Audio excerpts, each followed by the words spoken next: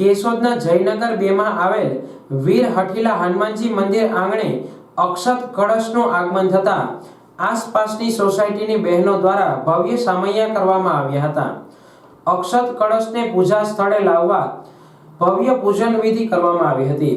આ ધાર્મિક પ્રસંગે અક્ષત કળશ સાક્ષાત ભગવાન રામની ઉપસ્થિતિને શ્રદ્ધા સાથે વણી લઈ બહેનો દ્વારા અન્નકૂટનું આયોજન કરવામાં આવ્યું હતું। ભગવાન શ્રી રામની જયના નારા સાથે આ પ્રસંગે અયોધ્યામાં ભગવાન રામ લક્ષ્મણ જાનકી નિવાસ સ્થાને બિરાજમાન થવાના હોય તેના આમંત્રણ પ્રસંગને વધાવવા રંગોળી બનાવી રાસ ગરબા અને મહાઆરતીનું આયોજન કરવામાં આવતા બહેનો ભાવ વિભોર બની હતી।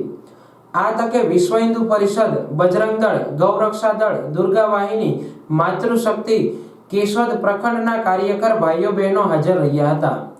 આ કાર્યક્રમને સફળ બનાવવા મહિલા આગેવાન સોનલબેન સોઢા સહિતની બહેનોએ ભારે જહેમત ઉઠાવી હતી।